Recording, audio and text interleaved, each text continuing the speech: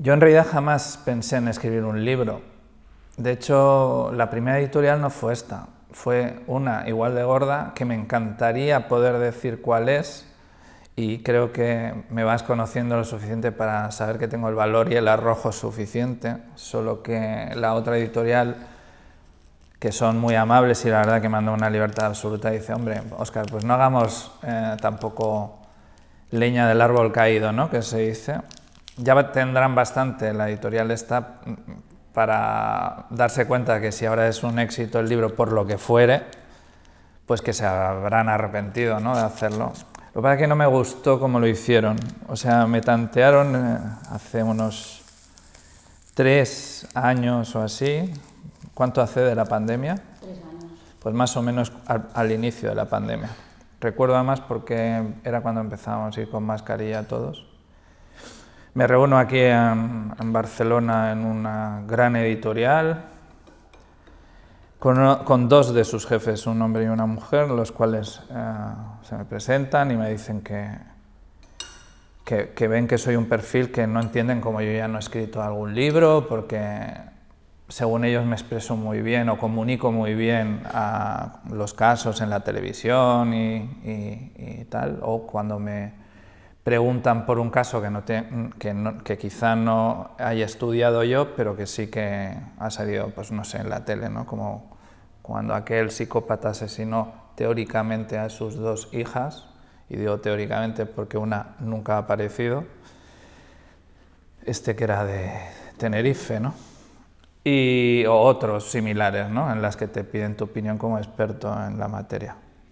Entonces, bueno, esta editorial me planteó hacer un libro de casos mediáticos de los que yo había tocado, tanto dentro de la policía como fuera. Y no sé, yo tengo, como siempre digo, incluso en el libro, un sexto sentido, y yo ya notaba que con esa editorial la cosa no iba a marchar bien, o había gato encerrado, y así fue. Yo les advertí, porque lo sabía, que esta editorial tenía una autora que sale en mi libro. Entonces yo les dije, y fíjate, no les dije que a lo mejor entráis en conflicto de intereses, no, les dije que directamente que si querían sustituíamos o quitábamos ese capítulo, o presunto capítulo, porque todavía no era un libro, y así no tenían un conflicto. No, nosotros queremos, no te vamos a poner ninguna restricción. Incluso me plantaron un precontrato y al final se tiraron atrás. Y eso que les dije, la misma frase que les he dicho a esta, que a diferencia de los otros, ellos sí la entendieron. Y dije, mire, lo de la célebre frase esa de plantar un árbol, tener un hijo y escribir un libro, esa la sabes. No la había escuchado nunca. Bueno, es una frase popular muy antigua en la que se dice que un ser humano no alcanza la máxima plenitud a cierta edad si no ha plantado un árbol, ha tenido un hijo y ha escrito un libro. A mí se me parece una soberana gilipollez. Bueno, pero en mi caso se da la casualidad de que tengo un hijo precioso de 30 años, que es el mejor regalo que me ha dado la vida. No he plantado un árbol, sino cientos, porque mi abuelo era agricultor. Y les dije, y me importa una puta mierda escribir un libro. Y no se lo tomen mal. Quiero decir que no tengo esa necesidad egótica de escribir un libro. No lo necesito. Son ustedes, al igual que la otra editorial. Y se lo dije en un talk, no así un poco vehemente, porque para mí mi tiempo es oro. Y no hablo solo de la dedicación profesional que le doy a cada uno de los casos, ¿no?, que te puedes tirar meses, 1 año, 2 estudiando un caso. Sino mi tiempo es oro porque si quiero tocarme las narices o disfrutarlo con mi familia o yendo con mi moto a pasear o conocer mundo, ese es el tiempo que yo escojo. Nadie tiene que escoger el tiempo de mi vida por mí, más aún siendo consciente que algún día me moriré. Si algo te hace consciente levantar tantos muertos, es que algún día te morirás. Al menos en esta vida será así, ¿no? He quedado como un poco fuera del juego, no me esperaba tanta repercusión. O sea, tanta venta, que la gente que me sigue se hagan foto con el libro. No me esperaba algo así, plantarme en las primeras posiciones de ventas en Amazon. Me he quedado sorprendido, ¿vale? Sí que es cierto, ¿no?, que veo que hay un resurgir del true crime, con programas como Crímenes y otros, de los cuales de todos soy muy amigo, ¿no? O libros como Tura Soler, Jordi Grau, ¿no?, como Sense Càstig, o sea, gente que admiro y que también me admiran a mí. O sea, es como un sueño, porque no me lo esperaba realmente, ¿no?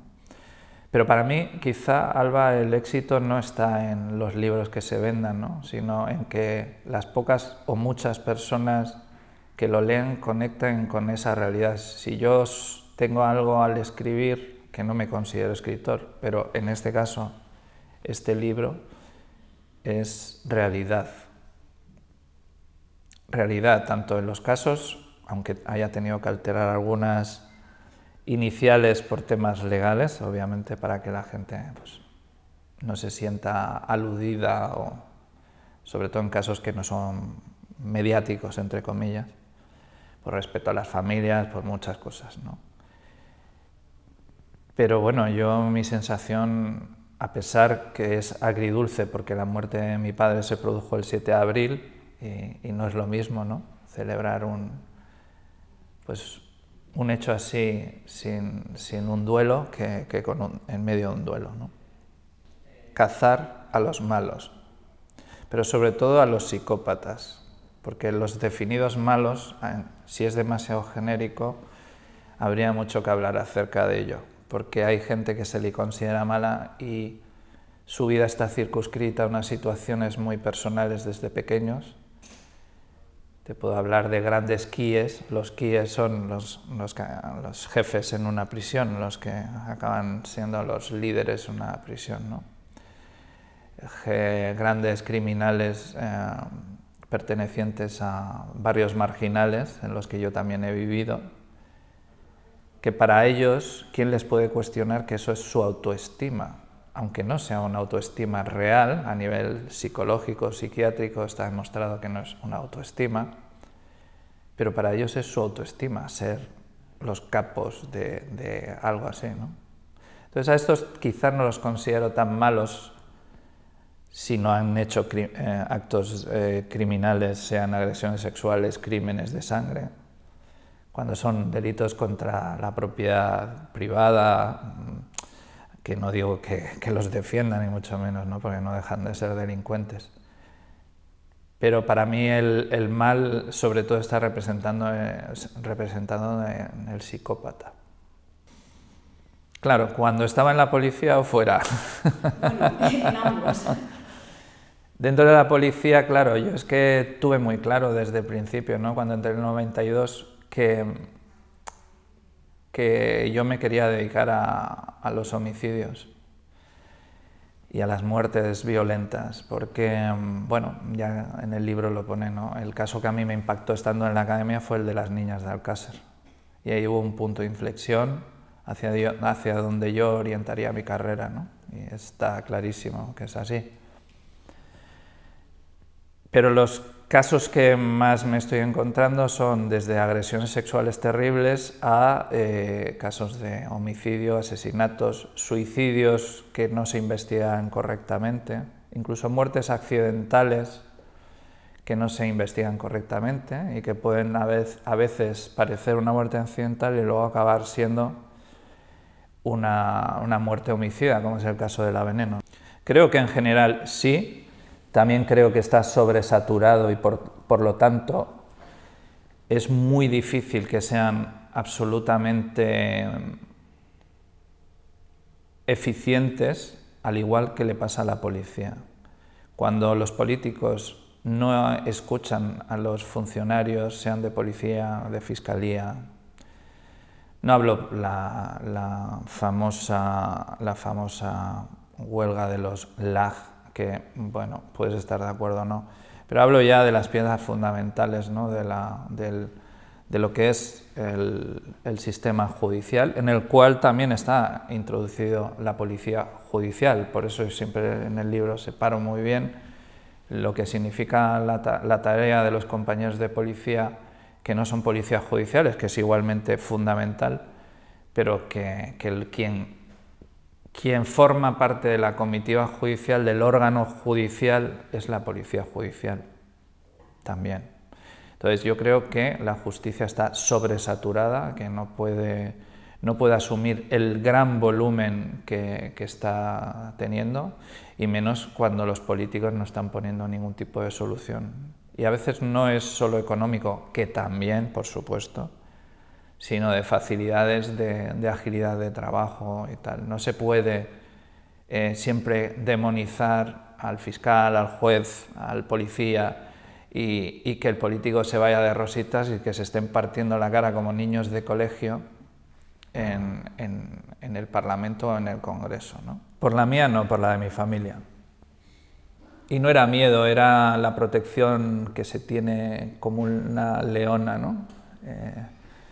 Es una protección. Creo que sería por la única cosa capaz de matar, por mi familia. Lo peor continúa siendo a día de hoy, y no me acostumbraré nunca, creo que moriré así, acostumbrarme o sea, no puedo sobrellevar fácilmente el dolor de las familias a las que les arrebatan a un hijo, una hija, un hermano de forma violenta. O sea, ya de por sí una muerte, pues como la de mi padre, natural, es dolorosísima, ¿no? Y la es para cualquier persona, pero imagínate, solo ponte por un instante en el lugar de una persona que le han arrancado de cuajo la vida de ese ser querido, y además violenta y maliciosamente, ¿no? O sea, eso cruza todas las líneas. Entonces, tener el contacto con esas familias, por un lado, es muy bonito, porque se genera un vínculo muy bonito. Piensa que no hay año que no...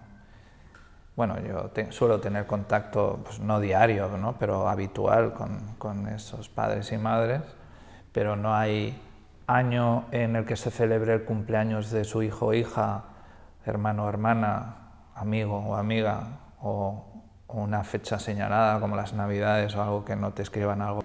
Con terapia psicológica, con terapeutas. El otro día mi terapeuta, la que ya es de hace unos años, que voy a pasar la ITV regularmente, son unos 15 días o así, me daba las gracias por haber sido tan valiente de poner en mi libro, ya nada más en la introducción, que sí, voy al terapeuta, tal. Y me puso un mensaje algo así, tipo, gracias por normalizar la ayuda psicológica. Creo que cualquier profesional que se tenga que dedicar a esto, primero tiene que tener un gran respeto por la vida humana, porque la muerte y la vida están estrechamente ligadas. La muerte, a diferencia de cualquier otro delito, no es cuantificable económicamente, por eso a mí me da la risa a veces con las indemnizaciones y todo esto. Vale, puede llegar a resarcir en parte, pues a lo mejor lo que se haya podido gastar una familia en enfrentarse a saber la verdad, ¿no? Y para eso contratar abogados, peritos, todo un sistema que no debería tener que contratar, pero lamentablemente es así, ¿no? Entonces el profesional tiene que tener ese respeto por la vida. Yo creo que tiene que tener empatía por mucho que sufra con ello. Y sí que es verdad que tiene que descubrirlo sobre la marcha. Hay gente que tiene dotes, pero luego les puede la situación, ¿no? Yo, por ejemplo, descubrí, como pongo en el libro, que se me daban muy bien los delitos contra menores, pero lo tuve que dejar, porque me empezaba a salir la bestia que tengo dentro hacia pederastas y pedófilos. No, es algo que no puedo controlar. Entonces yo, cuando vi ya que se me pasaban cosas muy malas por la cabeza, que no hablo de matar a nadie, ¿no?, pero a lo mejor sí de darle un par de hostias bien dadas, pues fue el momento de dejarlo y pasar a homicidios. Que al final, como el homicidio en sí ya ha ocurrido y la muerte ya no la puedes evitar, pues yo ya ahí sí que puedo poner en marcha en mi cabeza, porque salvé la vida de 2 mujeres. Porque claro, no es que sea frustrante, porque ya eres consciente que estás en una unidad de homicidios, entonces es lo que es. Y sí que es cierto que a veces detienes a gente por un delito de homicidio o asesinato en grado de tentativa, pero en este caso fue el hecho de actuar muy rápidamente, muy cerca de la frontera, que el tipo se nos podía haber huido porque ya había estado muchos años en prisión.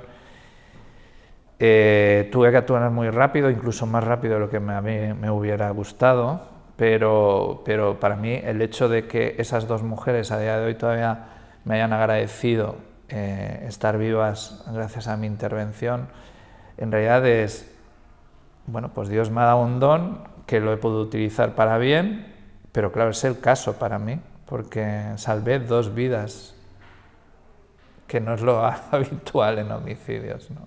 ¿Y te has encontrado alguna situación similar en la que gracias a tu intervención o de tus compañeros hayáis conseguido salvar la vida de otra persona? Muchísimas veces, pero no tanto en las unidades de homicidios.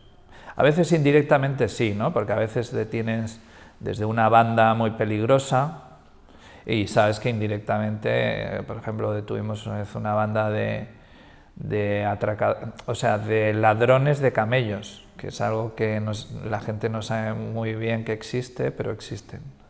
Verdaderos profesionales que se dedican a robarles la mercancía a los narcos y luego pues se deshacen de ella rápidamente porque ya van bajo encargo. Y uno de los casos que llevamos Mossos fue eso, encontramos nos ya avisaron de que había un coche con 3 ciudadanos de raza árabe muertos a tiros dentro del coche, y a partir de ahí fue complejo porque claro, no era una zona de polígono industrial, no habían cámaras, no era tan sencillo de dar con quienes fueron sus asesinos, y dimos con ellos. Obviamente, pues es una forma indirecta de salvar más vidas, ¿no? Porque sabes que su sistema era ese, o sea, ellos no iban, robaban y ya está, no, sino que su pretensión, a pesar de la juventud que tenían, que a veces por eso te digo lo peligroso que es el tema de la plasticidad, ¿no? En esas edades, es que se los cargaban directamente. O sea, no se planteaban el hecho de ir con pasamontañas, quitar la mercancía e irse, sino que los mataban. Entonces, no me cabe duda que habrían continuado haciendo lo mismo, porque era una de sus primeras intervenciones, la que hicieron. No solo en Barcelona y Cataluña, también hay un fenómeno terrible en Marbella y la zona del sur, y en otras zonas colindantes a las fronteras, que es alarmante, ¿no? Puedo poner el gran ejemplo de una de las primeras mafias que todas las policías en los 90 advertimos, a finales de los 90 advertimos que la instauración era casi completa, que era la mafia del Este en la zona de Alicante. Porque claro, al final tú estás en Cataluña, pero todo, ¿sabes? Esas bandas siempre se mueven, sus soldaditos van arriba y abajo. Y menos mal que hoy en día, menos mal, Alba, ya se nos permite la colaboración interpolicial, porque antes era de locos. O sea, era decir, pero ¿por qué queréis que estemos divididos la policía, ¿no? Cuando debemos estar más unidos que nunca? Creo que lo que más ha unido a las policías, aún hay rivalidades, no entre los policías en sí, sino entre quien dirige esas policías. Aún hay rivalidades de cosas absurdas para ver quién se llevará la medallita de un caso, o sea, de una operación u otra. Pero cada vez, si te fijas, Alba, son más las noticias, tú misma las has dado a veces, ¿no?, de colaboraciones estrechas para ir en contra de los malos. Y es que eso es lo que hay que hacer. Creo yo que esto empezó a surgir, estas estrechas colaboraciones, lamentablemente por los atentados terroristas, ¿no? Entonces eso, que ya debería haber venido desde que se acabó con ETA, ¿vale? Esto no ha ido sucediendo hasta que hemos visto que otros terroristas empezaban. Entonces, desde ese inicio al final se ha ido extendiendo a otro tipo de delitos, ¿no? Y sí, se están instaurando mafias muy peligrosas, muy bien organizadas, tanto en Barcelona, como te digo, en Marbella, ya llevan mucho tiempo. Por ejemplo, ahora se habla de la mafia de ciertos ciudadanos de Marruecos que se instauran en los Países Bajos y que empiezan a controlar, que empezaron con robos como los que te digo yo de sustancias, adentrarse en el mundo de la seguridad de la noche, hasta lograrse hacer un gran espacio en el mundo de las mafias. Sembrando el terror, por ejemplo, ¿quién iba a decirlo? Que en Holanda o en cualquier país bajo súper desarrollado, con una convivencia civil brutal, ahora tienen pánico a veces de salir a las calles, porque... O sea, y esto se está consintiendo. Estadística. Sí. Y las estadísticas, todos sabemos, ya no voy a decir manipuladas, pero las estadísticas a veces, si no manipuladas, no demuestran la realidad de lo que ocurre. Y sobre todo cuando hablamos de mafias organizadas. Tú lo acabas de decir. Una cosa es la tipificación de delitos que tú le des, y otra cosa es qué está propiciando ciertos delitos que muchas veces no quieren relacionar directamente con lo que son cierto tipo de mafias. Lo desvinculan, es como si tú lo desvirtúas y dices que este tipo de delitos contra el patrimonio o estos otros violentos, tú los analizas por separado, pues a lo mejor sí que en algún año verás un descenso, pero también hemos visto que hay un gran aumento, de los delitos violentos. ¿Qué ha pasado? Antiguamente un delito violento, incluso el hecho de portar un arma prohibida era igual a prisión. Ahora ya no. No vemos que se está favoreciendo legislativamente, yo no digo de manera voluntaria, ellos sabrán, pero se está favoreciendo este crecimiento exponencial, ¿no?, de las mafias y de los delitos violentos. La venta de armas blancas sin ningún tipo de control, esa sería mi pregunta. Yo no veo noticias, al menos ni siquiera en ti he visto noticias, no porque no quieras, noticias en las que se cierran no sé cuántas tiendas de ventas de armas prohibidas. Pues esto sería un buen tema. ¿Por qué no se cierran? ¿Por qué se les permite ese uso de un ciudadano cualquiera? O sea, para las armas de fuego tienes que tener algún tipo de licencia, el tipo que sea, deportiva, de caza, cosa que, ojo, es otro melón a abrir, porque hay cada zumbao que tiene licencia de caza y licencia de... porque si no nos sucederían hechos que vemos muchas veces, y licencia deportiva, y ya no te digo antes que... Es que, ¿sabes por qué me fastidia mucho? Porque si de algo presumían de nuestro país hace años cuando empecé en la policía, era de una ley de protección del menor brutal, que incluso era superior a muchos países de Europa, cosa que ya lamentablemente parece que no sirve para nada, y un control súper radical con un reglamento de armas que era muy antiguo, pero muy eficiente, porque veníamos del terrorismo de ETA. Por lo tanto, había un control muy exhaustivo de las armas y no era ni siquiera remotamente fácil conseguir un arma en el mercado negro, un arma de fuego. Ahora es sumamente fácil. O sea, es como, ¿cómo te diría? Yo, por ejemplo, siempre me querían fichar, porque era un buen investigador, y me querían fichar siempre en delitos contra la propiedad patrimonial, robos. Pues a mí me parecía tan soberanamente aburrido, y vale que sí que es verdad que las mafias pues tienen todos sus brazos, ¿no? Prostitución, trata, drogas, tal. O sea que al final las grandes mafias tienen sus brazos en todos los sitios, en el blanqueo, que no es menos importante, que menos mal que se dieron hace años cuenta de que es donde hay que azotarles, aparte en otros aspectos. Pero claro, es que la pregunta sería... Fíjate, voy a ir a la raíz de una de las preguntas que nunca se han atrevido a responderme. Ojalá podría tener careos con según qué instituciones, políticos, llámale como quieras. Me gustaría que respondieran el por qué, si realmente interesa el dinero negro en un país o no. Esa pregunta es... Pues a mí me quisieron castigar antes de irme de excedencia, porque a los que damos por culo nos castigan a veces, no con un expediente, pero me quisieron castigar poniéndome en delitos contra... ¿Cómo era? Se llamaba en aquel tiempo delitos de robos especializados. Pues como me quisieron castigar antes de irme, antes de coger la excedencia, mi manera de darles un bofetón en la cara fue desarticulando una de las grandes bandas, ¿sabes? Aquellas bandas que se metían dentro de las casas con gran violencia. En Cataluña hubo una época que se metían y con gran violencia...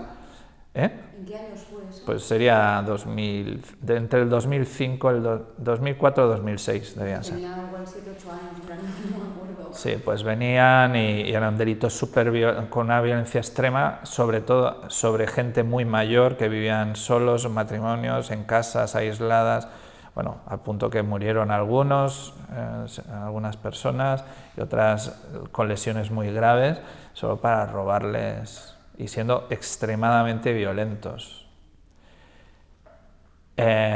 Pues una de las cosas que hice antes de irme es desarticular una de esas bandas. ¿A qué raíz fui? Aparte de la desarticulación, me fui a la receptación, que es el núcleo.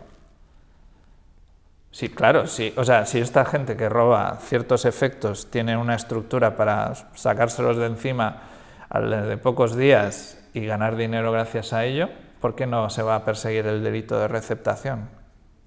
Y el delito de receptación, le recuerdo al ciudadano, cuando lea esta entrevista, si es que lo pones, no solo lo produce el que está haciendo un comercio favoreciendo y vendiendo efectos robados, sino también el que los compra, incluso desconociendo que sea un efecto robado. O sea, tú no puedes meterte en Wallapop y ver un móvil, que esto sucedía antes y ahora menos mal que se han dado cuenta en ciertas plataformas de que también se estaba mercadeando de forma ilegal. Entonces también estas aplicaciones también han puesto sus medidas legales. Todos estos cash converter, todas estas también se dieron cuenta, ¿no? Entonces ahora hay un registro que tienen que presentar a la policía si la policía lo requiere, ¿no? Yo cuando di por saco en este caso, pillé a uno de los jefes que es muy difícil llegar a ellos, pero como soy como un...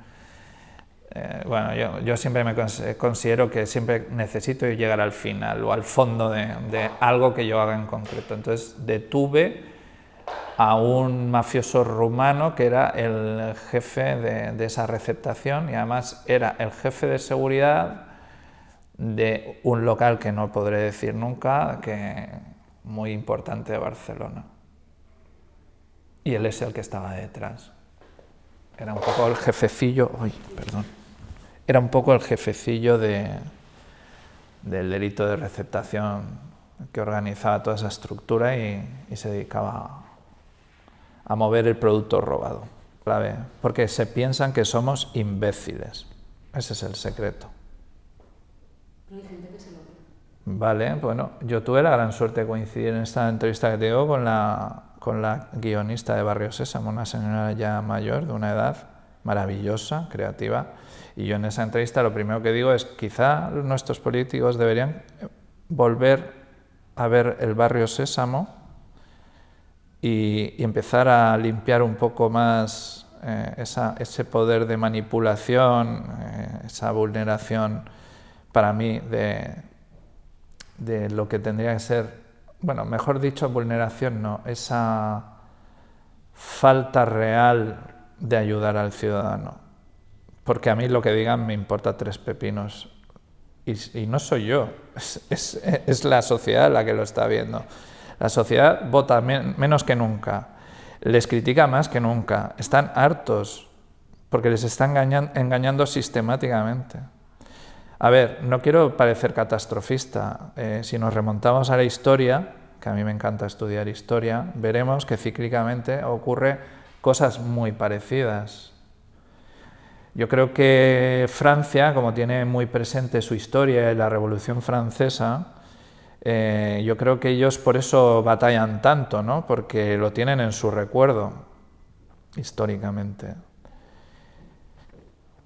Yo creo que vienen momentos muy convulsos, no lo quiero decir catastróficamente, lo digo para que la gente prepare a sus hijos y sus hijas, no hablo ni siquiera de forma apocalíptica, sino de forma constructiva. Vienen tiempos difíciles en los que tenemos que estar preparados y dejar de consentir que los políticos no solo manipulen la conciencia de la gente, sino que esas operaciones globales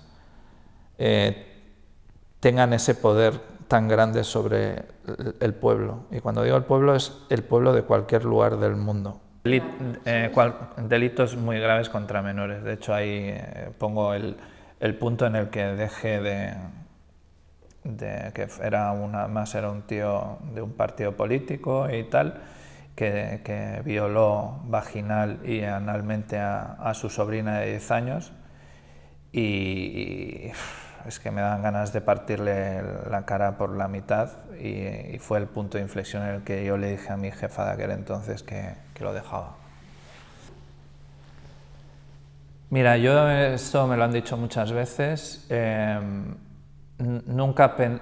Yo, como persona de fe que soy, cada uno la tiene a su manera, creo que yo no he creado la vida de nadie, ni soy nadie para quitarla, ni para opinar que debe morir.